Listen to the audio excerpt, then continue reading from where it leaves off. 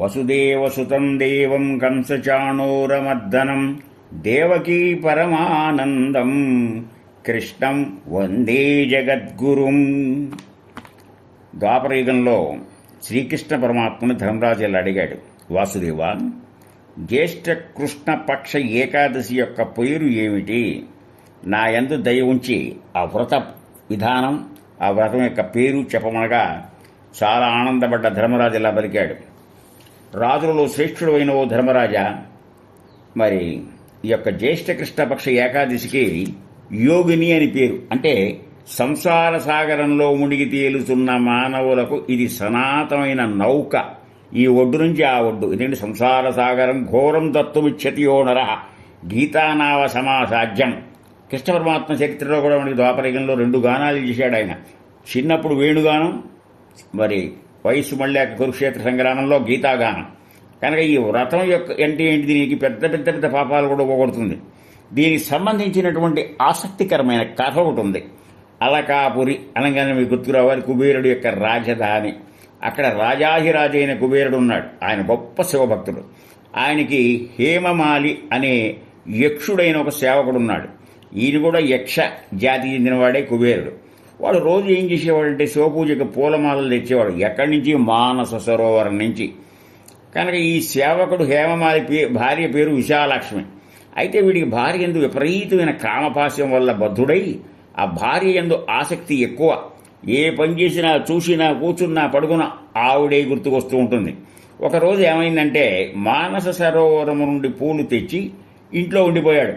ఆ తీసుకొచ్చి కుబేరుడికి ఇవ్వాల. కారణం ఏమిటి అనేది అర్థం కాల.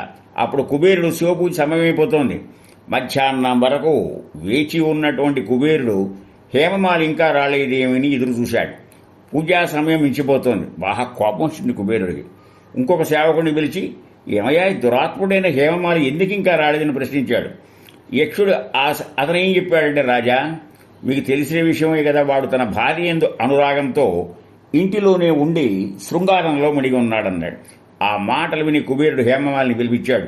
వాడు వచ్చి కుబేరుని ఎదురుగా నిలబడ్డాడు. మహా కోపం వచ్చింది కుబేరుడికి. ఒరే పాపి, దుష్టాత్ముడా, దురాచారుడా, నీవు భగవంతుని ఎడల అపసాదం చేశావు.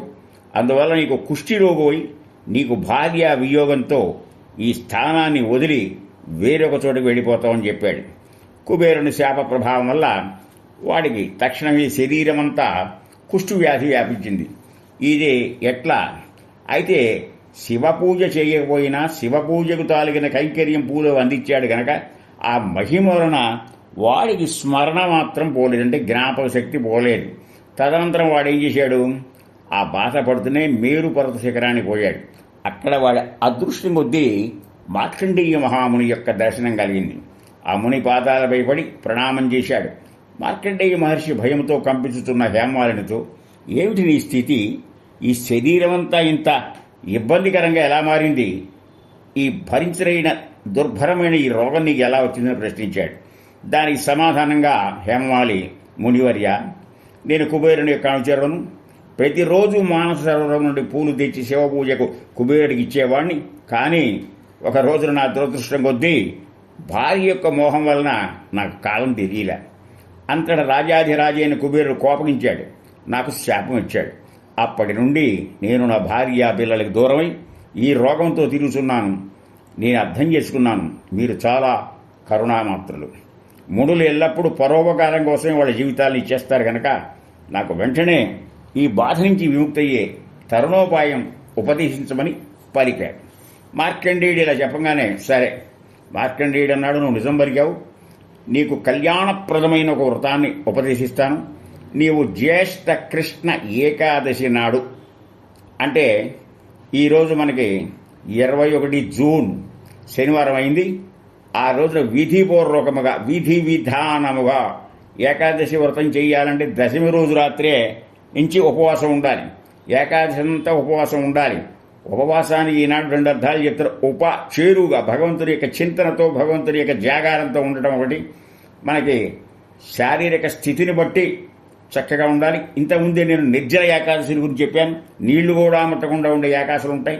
కానీ ఈ ఏకాదశి నాడు విధి విధాయకంగా చేసి మరునాడు ద్వాదశి ఉదయం నాడు చక్కగా మళ్ళా పూజ చేసి ద్వాదశి నాడు మనం గమనించాల్సినటువంటి శాస్త్ర ప్రకారం తులసి దళాలు కొయ్యరాదు.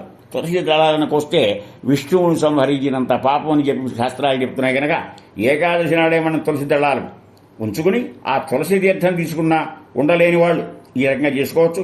ఇలా విధి విధానంగా చేస్తే తప్పకుండా నీకు ఈ కుష్టి రోగం తిరిగిపోతుంది. మార్కండేయ మహర్షి చెప్పినటువంటి విషయానికి సంతుష్టుడై ఆనందమై ఆ ఉపదేశంతో హోమాలని ఏకాదశి వ్రతాన్ని చాలా కాలం చేశాడు. కుష్ఠరోగం నుంచి విముక్తుడై భార్యా బిడ్డల్ని కలుసుకుని సుఖంగా కాలాన్ని గడిపాడు.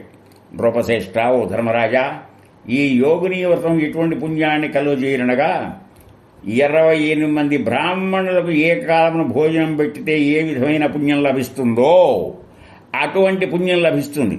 సరే, పుణ్యం బాగానే ఉంది, మేము ఇంత శ్రద్ధగా మీరందరూ చేయాలని చెప్తున్నాం కనుక ఈ కథ చదువుట కానీ వినుట కానీ చెప్పడం వల్ల కానీ మానవులకి తక్షణమే అన్ని పాపాలు తొలగిపోయి మరి దూది బేళ్ల మీద వచ్చిన నిపురవృత్తి ఎలా అర్థమైపోతుందో ఆ జ్ఞానాజ్ఞని చెప్పుకుంటాం.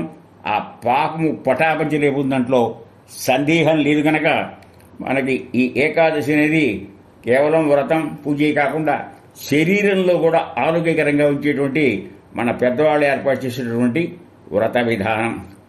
హరి ఓం. నమో నారాయణాయ, నమో నారాయణాయ, ఓం నమో నారాయణాయ.